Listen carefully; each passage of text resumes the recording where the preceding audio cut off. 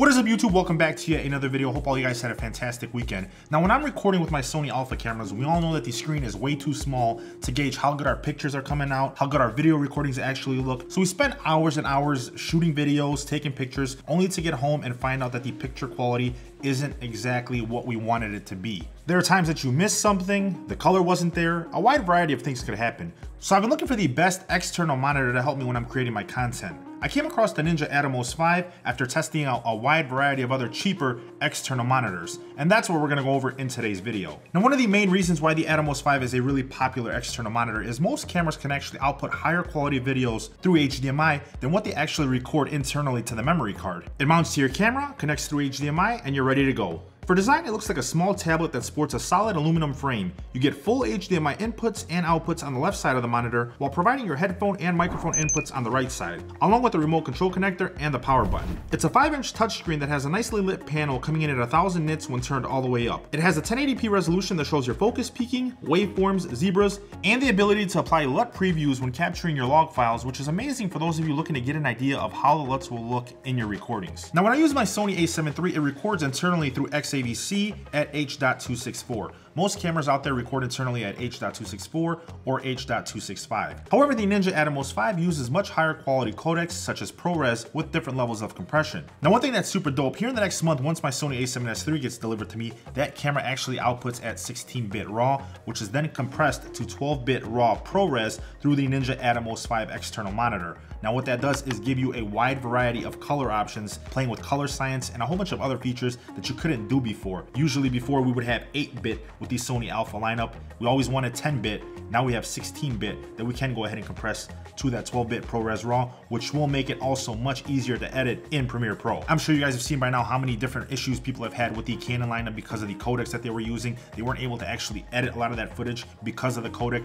There is a lot of workarounds now. One of the biggest advantages is that ProRes RAW because it's much less taxing on your computer and it's much easier to edit, especially in Premiere Pro and in Final Cut Pro. I know a lot of you guys that were looking at the R5 videos, it was because of the codec that people were having issues being able to edit 8K and 4K 120 frames per second footage. Just know that ProRes RAW is much less taxing on your computer and it is much easier to edit. And until the software actually comes out, I feel like there will be a lot of fixes for that, and Canon will drop some software to fix that issue. For now, ProRes RAW is a lot easier to edit when you guys are using those software applications. However, we will have to wait for that update for the Sony a7S III from Atomos to be able to compress that 16-bit RAW to 12-bit ProRes RAW. Here in the next month, which will drop alongside with the a7S III, is that software. Until then, I won't enjoy the last few weeks of 4K 8-bit 30 frames per second recording on my Sony a7 III. Honestly, it can't come fast enough. We've all been waiting for this for years, especially since I've had my a7S II for 3 years now. I feel like it's been up in the game room and I've been using that camera forever. And that's been primarily my streaming and recording camera for up in the game room, and I've been using the Sony a7 III for a wide variety of other stuff down here in the studio. Currently, the Atomos Ninja 5 comes in at $600. I got mine for $640 that came bundled with an insane amount of gear, including multiple batteries for only $40 more. I will make sure to leave the Amazon affiliate links to that in the description for you guys below. When the a7S III comes out, obviously those file sizes are going to be bigger, so when partnering it up with the Ninja 5, you are going to have to add an SSD with a good amount of storage for those bigger files.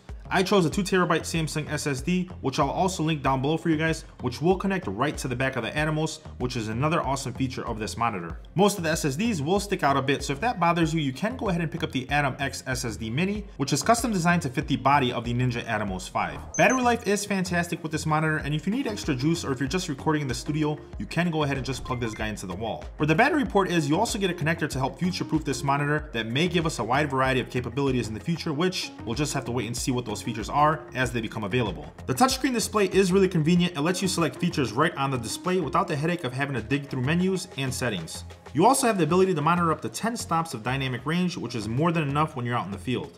Overall, I really like this monitor. If you guys are definitely looking to pick one up, I think it's reasonably priced and it's a fantastic professional choice for all of your recording needs. The fact that you can record 4K 60 frames per second 422 10-bit on a monitor with this kind of display and this kind of features is amazing in itself at this price range. I'm definitely super excited to see how this monitor is going to stack up when I combine it with my Sony a7S III here in the next month. If there's anything you guys would like to go ahead and see, make sure you guys let me know. I will go ahead and do a ton of reviews for you guys with that camera along with this monitor. I'm definitely excited to see that 16-bit compressed down to 12-bit ProRes RAW. That's something I've never seen or worked with ever in my life. I know it's gonna be a huge help for me, especially when it comes to color science. But if you guys do have anything you guys want me to review, if you guys have any questions, comments, concerns, whatever it is, make sure you guys go ahead and drop them down below in the comment section for me. If you guys did end up liking this video, please make sure you guys go ahead and destroy that like button for me. Thank you guys for watching. I hope you guys enjoyed the video. I'll catch you guys in the next one. Peace.